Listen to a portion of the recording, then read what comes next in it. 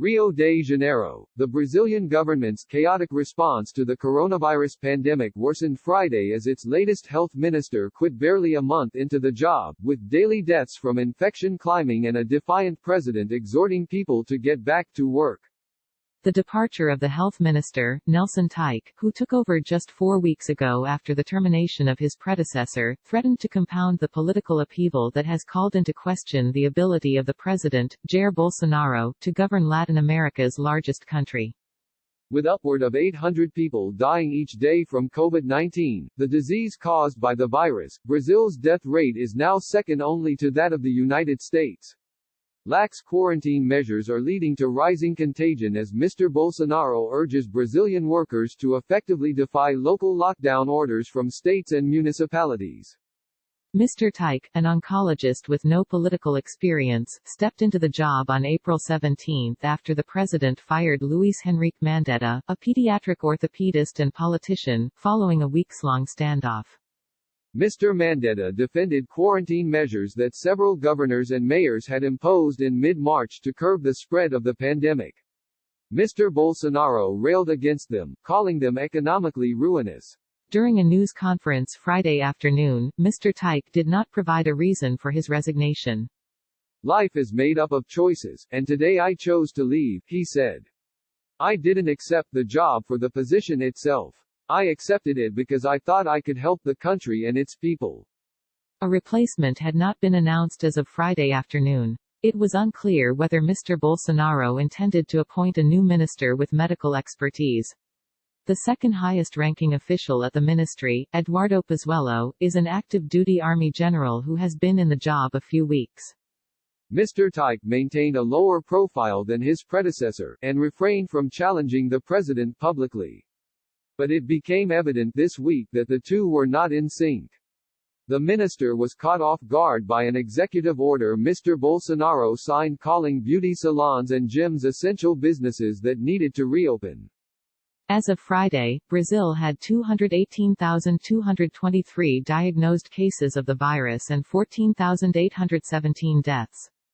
André Wilhelm, an internal medicine doctor in Rio de Janeiro who has been treating coronavirus patients, said medical workers are exhausted and overwhelmed.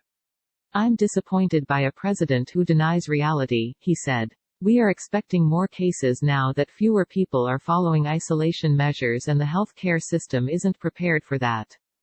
During his final week in office, Mr. Teich was trying to draft a unified plan to respond to the pandemic, but the effort faltered as the president and key governors sparred. One of the points of contention between Mr. Bolsonaro and his two health ministers was the president's enthusiastic endorsement of hydroxychloroquine, an anti-malaria drug with serious side effects that has been prescribed to some coronavirus patients. The refusal by Mr. Teich and Mr. Mandetta to endorse widespread use of the drug frustrated Mr. Bolsonaro, who has no medical expertise. He confounded medical experts by ordering the Armed Forces Pharmaceutical Laboratory to mass-produce the drug. Brazil's health care system has also been hampered by limited testing capability and a shortage of ventilators, which are used to treat critically ill patients. The federal government has made little headway to address those shortcomings, leaving governors scrambling to ramp up capabilities. Mr. Teich's departure came 3 weeks after Mr. Bolsonaro's most popular cabinet member, Justice Mr. Sergio Moro, resigned following a dramatic falling out. Mr. Moro accused the president of trying to replace key figures within the federal police force in order to shield relatives and friends from criminal investigations. The accusation turned the president himself into the target of an obstruction of justice inquiry that is before the Supreme Court. Prominent politicians lamented the new upheaval at the health ministry. President Bolsonaro, "No one will be able to do a serious job with your meddling in ministries and the federal police," the Rio de Janeiro governor, Wilson Witzel, a former supporter of the president, wrote in a message on Twitter. "That is why governors and mayors need to manage this pandemic crisis and not the president." Mr. Mandetta called for prayers for Brazil's public health system, which is overwhelmed by a crush of critical care patients in several states. Science, patience, faith, he wrote in a message on Twitter that included the hashtag #StayHome. Economists have warned that Brazil's health and political crises could plunge its economy into the deepest recession in the country's history. The value of the real, Brazil's currency, has dropped 30% this year against the dollar. Some states have said they cannot pay public servants in coming months without a federal bailout. Political risk consultancies to foreign investors and businesses have warned their clients to steer clear of Brazil as Mr. Bolsonaro faces growing calls for impeachment and his popularity drops.